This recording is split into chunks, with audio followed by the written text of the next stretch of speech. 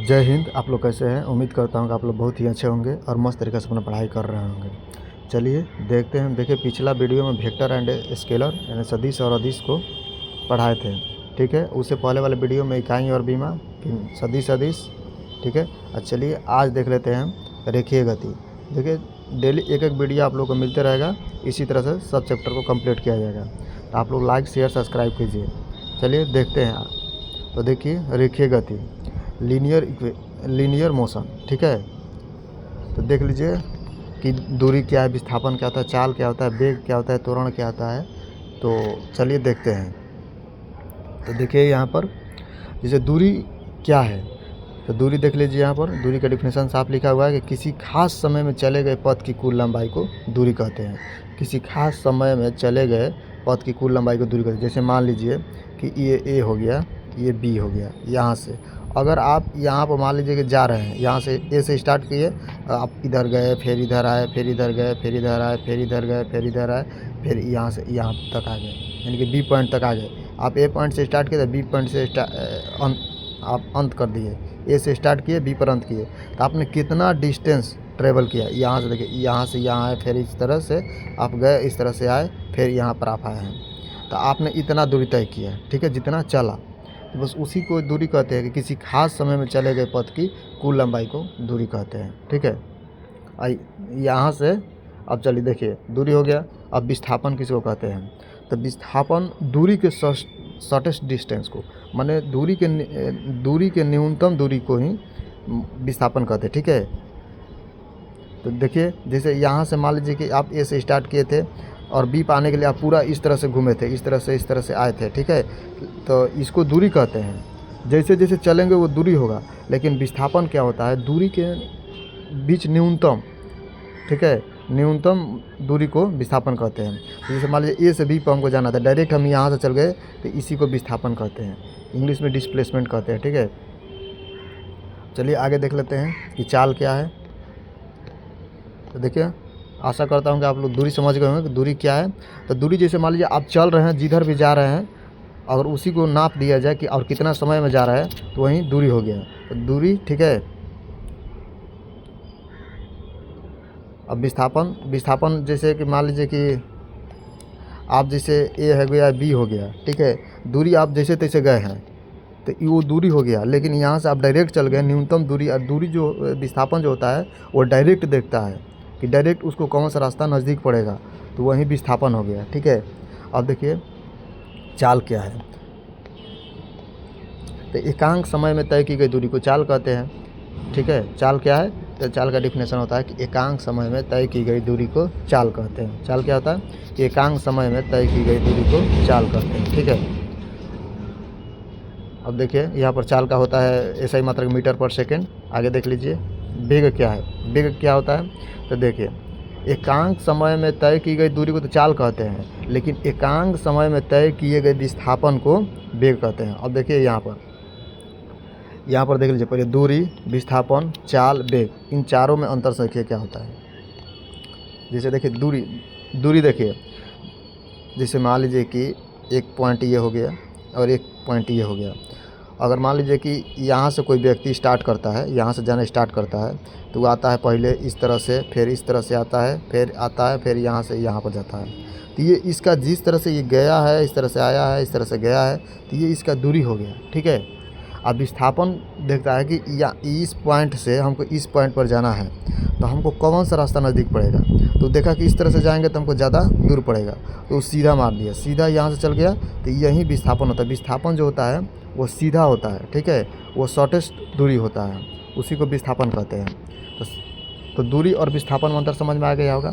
अब चाल क्या कहता है कि एकांक समय में तय की गई दूरी को चाल कहते हैं। जैसे मान लीजिए कि यहाँ से आप स्टार्ट किए हैं और इस तरह से यहाँ आए हैं, इस तरह से चले हैं, इस तरह से फिर घूमते हुए यहाँ पर आए हैं, तो ये जो इतना दूरी तय किए हैं वो कितना समय में किया है, उसी को चाल कहते हैं। तो चाल बराबर होता है, ठीक है, दूरी बटा समय। आपने कितना दूरी किया और कितना टाइम में किया, उसी को चाल कहते हैं।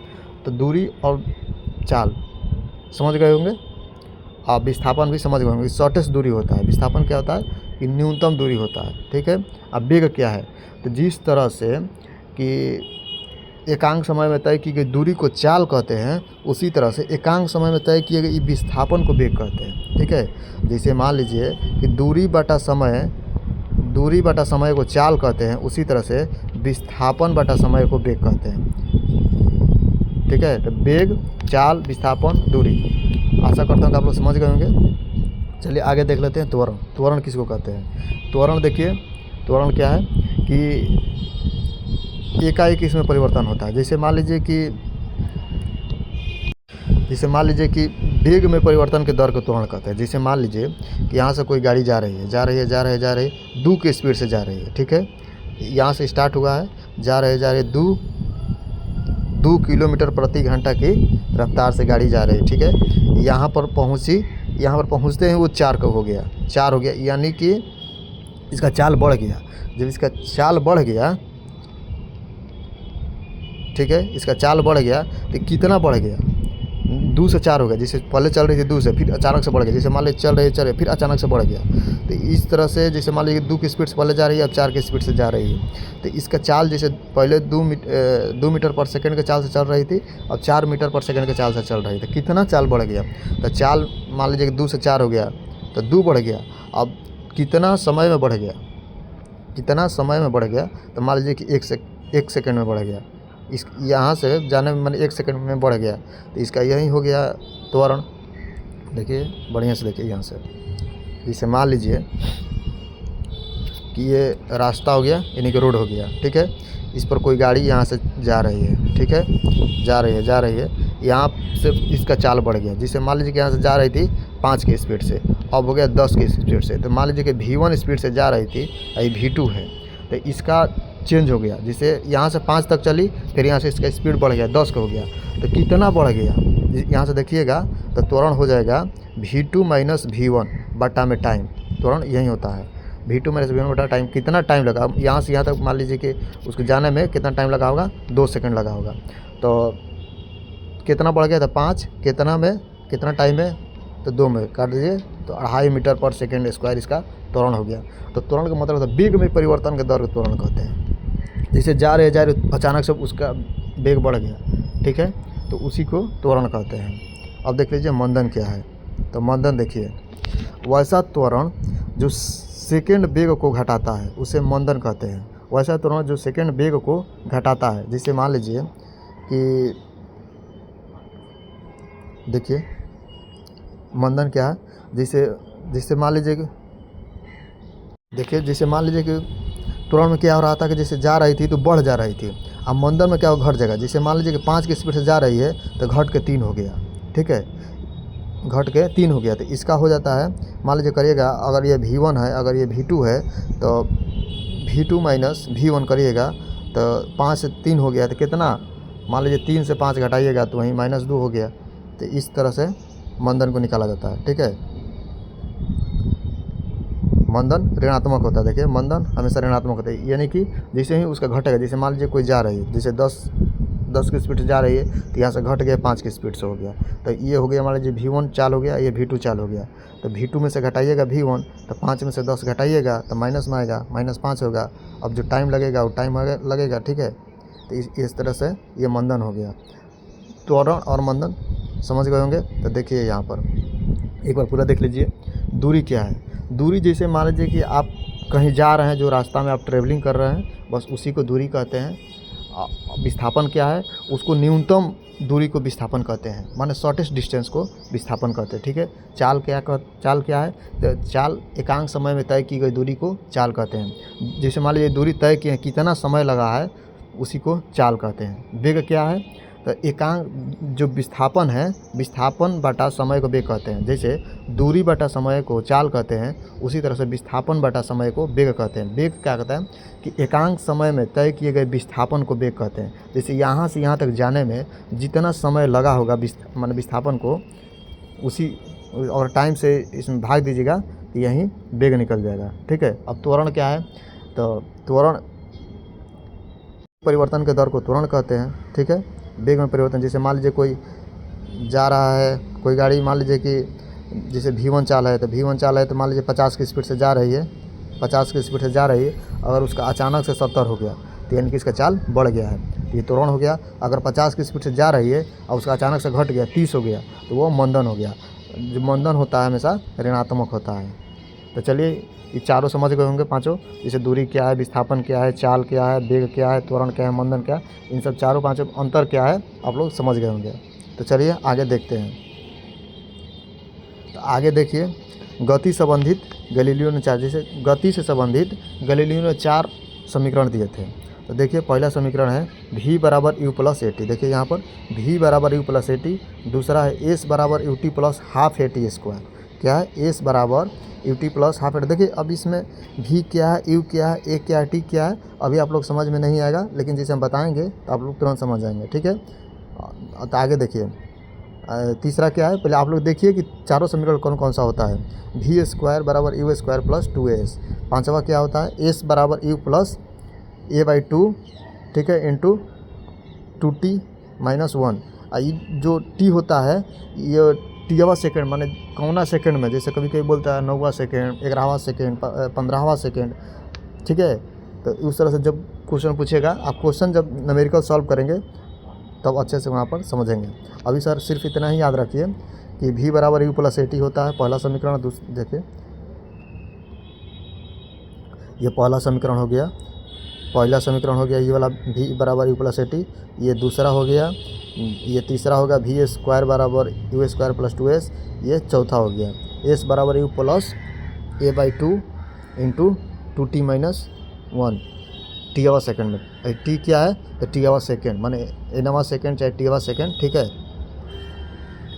चलिए यही चारों होता है। अब देखिए इसमें भी क्या है, देखिए यहाँ पर भी तो समझ रहे हैं कि आप चाल है, ठीक है, यू भी चाले है, ठीक है, ए क्या है, ए माने एक्सीलरेशन त्वरण है, टी क्या है, टाइम है। ठीक है, अब देखिए 2 को चाल है, एक भी चाले है, यू भी चाले है।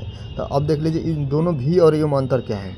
तो भी जो हो गया अंतिम चाल हो गया, अंतिम चाल हो गया। ठीक है, यू जो है वो प्रारंभिक चाल है। आपको ये याद रखना पड़ेगा कि यू प्रारंभिक चाल, भी अंतिम चाल। ठीक है, तो अब जैसे भी अंतिम चाल क्या है, प्रारंभिक चाल क्या है, तो प्रारंभिक चाल जैसे मान लो आप स्टार्ट कर रहे हैं तो उस टाइम चाल आपका, आज जब एक टाइम रुक रहे हैं तो उस टाइम आपका चाल क्या है, तो वही हो गया प्रारंभिक चाल और अंतिम चाल। ठीक है, तो समझ हो गए कि भी क्या है, यू क्या है, ए क्या है, टी क्या है। इसमें देखिए एस क्या है, तो इसमें देखिए एस जो है वो दूरी है, बस कुछ नहीं है, एस दूरी है। ठीक है, तो यहाँ पर यू समझिए गए हैं कि प्रारंभिक चाल है, टी समझिए गए टाइम है। अब यहाँ पर ठीक है, यहाँ पर देखिए जो 2t लिखा है ये टीवा सेकेंड माना कॉमन सेकेंड में इस टाइप का क्वेश्चन आता है, जैसे एनवा सेकेंड में, 15वां सेकेंड में, 20वां सेकेंड में, इस टाइप का क्वेश्चन पूछता है। जब आप न्यूमेरिकल सॉल्व करेंगे तब वहाँ पर समझ पाएंगे अच्छे से। तो चलिए गैलीलियो ने यही 4 समीकरण दिया था। v बराबर यू प्लस ए टी पहला समीकरण, दूसरा समीकरण s बराबर U T plus half A T square, तीसरा समीकरण दिया था v स्क्वायर बराबर यू स्क्वायर प्लस 2as, चौथा समीकरण s बराबर U plus A by 2 into 2t minus 1। ठीक है, टीवा सेकेंड में, कौन सा सेकेंड, टीवा सेकेंड में।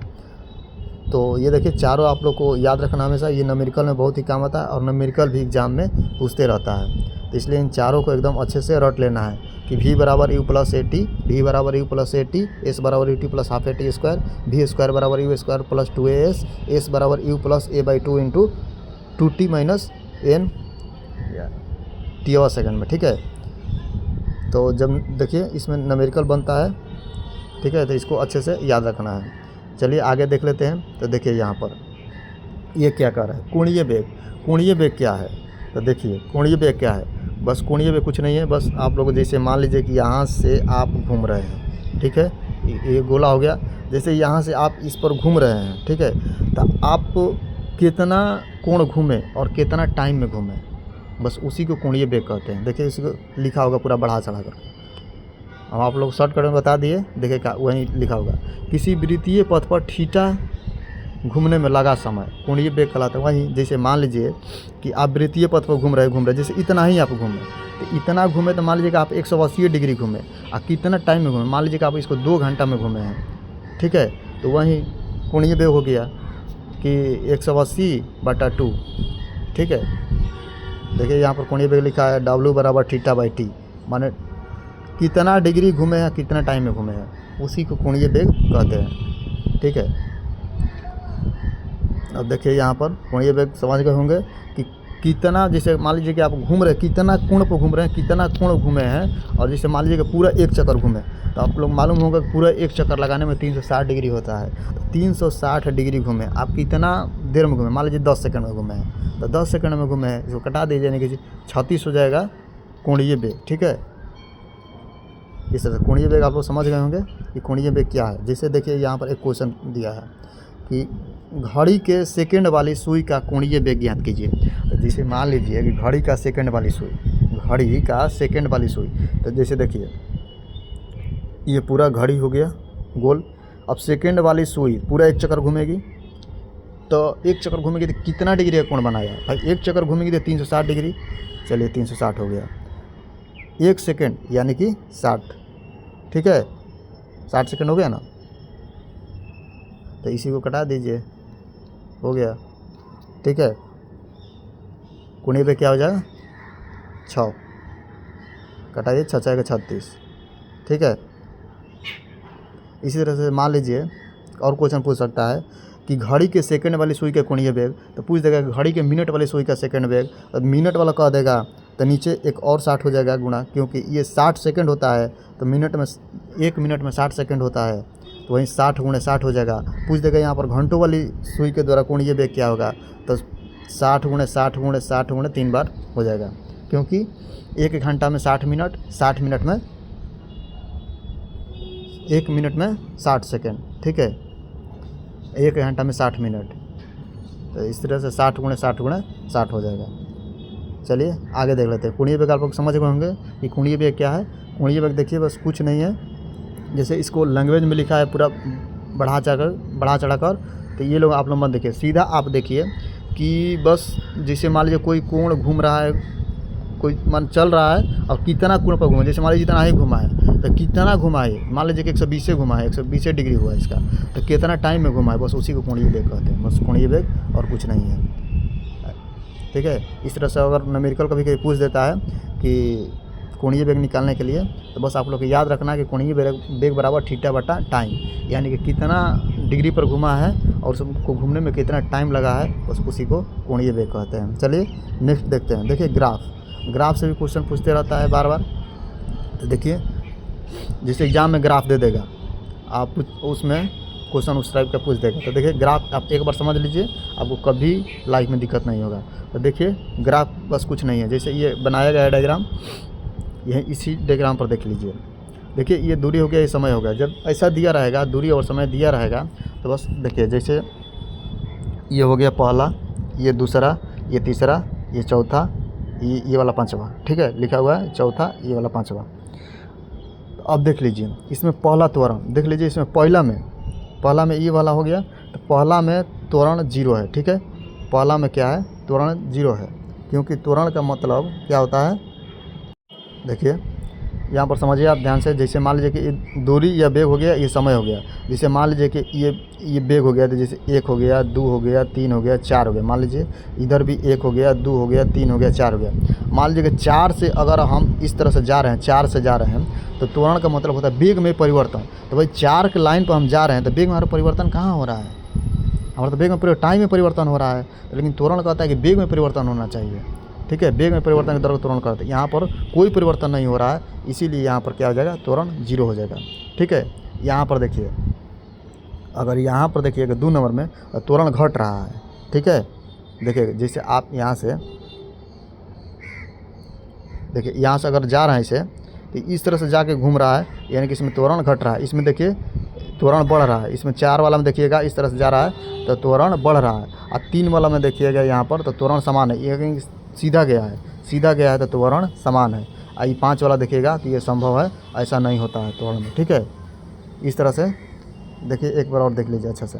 देखिए ये जो 1 नंबर है, इसमें कोई वेग में परिवर्तन ही नहीं हो रहा है, तो इसमें त्वरण 0 हो गया। ठीक है, अब इसमें देखिए 2 नंबर में देखिए, जैसे देखिए 2 नंबर का देखिए कि ऊपर से नीचे आ रहा है, इस तरह से आ रहा है, यानी कि ऊपर जैसे जाता है, जैसे 4 नंबर में देखिए ऊपर जा रहा है, तो इसमें वेग बढ़ रहा है, यानी कि वेग बढ़ रहा है, इसका मतलब त्वरण बढ़ रहा है। इसमें देखिए वेग घट रहा है, दूसरा में देखिए वेग नीचे मुखी आ रहा है, नीचे तरफ आ रहा है, तो नीचे तरफ आ रहा है, तो यानी कि वेग इसका घट रहा है। तो जब वेग घट रहा है तो त्वरण भी घट रहा है। तो 2 नंबर में क्या होगा, त्वरण घट रहा है, और 4 में क्या होगा, बढ़ रहा है, क्योंकि ऊपर की ओर जा रहा है। लेकिन 3 पे देखिए सीधा लाइन है, डायरेक्ट सीधा लाइन है। जब सीधा लाइन है त्वरण समान है, क्या है, त्वरण समान है। और 5 तो ये टाइम पर दिया हुआ है, समय पर दिया हुआ है, और समय से, ठीक है, तो ये वाला असंभव हो जाएगा, 5 क्या हो जाएगा, असंभव हो जाएगा। तो ग्राफ बस इसी टाइप का रहता है। आप एक बार इसको समझ लीजिए कि इसमें त्वरण, अगर त्वरण का आपका डेफिनेशन पता है कि त्वरण का मतलब क्या होता है, वेग में परिवर्तन के दर को त्वरण कहते हैं। तो यहाँ पर वेग में परिवर्तन नहीं हो रहा है, तो त्वरण बढ़ेगा घटे कहाँ से, इसलिए त्वरण 0 रहेगा। यहाँ पर त्वरण घट रहा है, क्योंकि यहाँ पर वेग में परिवर्तन घट रहा है, वेग में परिवर्तन को घट रहा है। यहाँ पर त्वरण समान रहेगा, क्योंकि सीधा है, डायरेक्ट है, इस पर ना त्वरण वेग न बढ़ रहा है ना घट रहा है, डायरेक्ट सीधा है, ठीक है। चौथा में त्वरण बढ़ रहा है, क्योंकि नीचे से ऊपर की ओर जा रहा है, त्वरण इसमें बढ़ रहा है, ये वाला 5वां असंभव है, ठीक है। चलिए आगे देख लेते हैं, आगे क्या है नेक्स्ट देखिए, प्रक्षेप्य गति यानी प्रोजेक्टाइल मोशन, ठीक है, प्रोजेक्टाइल मोशन, प्रक्षेप्य गति। तो देख लीजिए प्रक्षेप्य गति क्या है। देखिए प्रक्षेप्य गति, देखिए अगर आप इसको देखेंगे क्या लिखा हुआ है तब चकरा जाएंगे, इसको आप मन देखिए, आप सीधा हम बता रहे हैं, सिर्फ उसको देखिए प्रक्षेप्य गति क्या है। जैसे यहाँ पर मान लीजिए कोई लड़का है, ठीक है, ये हो गया लड़का, चलिए लड़का हो गया। अगर यहाँ से कोई पत्थर फेंक रहा है, जैसे यहाँ से कोई पत्थर, मान लीजिए इसके हाथ हो गया, यहाँ से कोई पत्थर फेंक रहा है, तो पत्थर कैसे जाएगा, ऐसे जाएगा, ठीक है, पत्थर इस तरह से जाएगा, ठीक है। जैसे यहाँ से पत्थर फेंक दिया, तो ये जितना कोण पर फेंका है, बस जितना कोण पर फेंका है, बस इसी गति को प्रक्षेप्य गति कहते हैं। जैसे मान लीजिए कोई पत्थर फेंक दिया, तो पत्थर पहले थोड़ा सा मैक्सिमम हाइट जाएगा, फिर हाइट जाने के बाद धीरे धीरे नीचे गिर जाएगा, इस तरह से आधा चांद की तरह जाएगा, ठीक है, बस उसी को प्रक्षेप्य गति कहते हैं। जैसे मान लीजिए कोई वस्तु एक बार में माने बल लगाकर थीटा कोण पर फेंक दिया जाता है, तो ऐसी गति को प्रक्षेप्य गति कहते हैं, ठीक है। जैसे चलिए देख लीजिए इसका डिफिनेशन क्या है, डिफिनेशन इसका देख लीजिए यहाँ पर, जब किसी वस्तु को एक बार बल लगाकर, जैसे यहाँ से देखिए यहाँ पर कि ए से बी बल लगाकर फेंक रहा है, एक बार थीटा कोण पर फेंक रहा है, थीटा कोण पर फेंक दिया जाता है, तो ऐसी गति को प्रक्षेप्य गति कहते हैं, ठीक है। इसका जो आकार जो होता है, जो पथ इसका होता है परवलयाकार होता है, इसको परवलयाकार कहते हैं। जैसे आधा चांद जो हो गया, इसको परवलयाकार कहते हैं, ठीक है। प्रक्षेप्य क्या है, प्रक्षेप्य गति क्या है कि जब कोई थीटा कोण पर एक बार बल लगाकर फेंक देता है, तो बस ऐसी गति को प्रक्षेप्य गति कहते हैं, ठीक है। जैसे मान लीजिए भाला फेंका जाता है, जैसे आप लोग एथलीट को देखते होंगे कि दौड़ के आते हैं और भाला को फेंकते हैं, तो वो एक बार बल लगाते हैं और फेंक देते हैं, ठीक है। तो उसी जैसे तोप का गोला, तोप एक बार ऐसे छूटता है और सीधे से यहाँ से, जैसे मान लीजिए तोप छूट रहा है, ऐसे जाता है यहाँ जाकर गिर जाता है, ठीक है। एक बार मैक्सिमम हाइट को वो टच करता है, फिर उसके बाद धीरे धीरे डाउन होने लगता है, तो बस उसी को प्रक्षेप्य गति कहते हैं, प्रोजेक्टाइल मोशन कहते हैं, ठीक है। आप लोग समझ गए होंगे। चलिए देखते हैं, अब देख लीजिए इसमें बहुत सारा न्यूमेरिकल पूछता है, किस टाइप से न्यूमेरिकल पूछता है, क्या क्या निकालना रहता है। जैसे मान लीजिए कि कोई ए से बी तक अगर पत्थर फेंका है, तो इसमें कौन कौन सी घटनाएं घट सकती हैं। तो देखिए ये पहला है प्रास मतलब रेंज, ठीक है।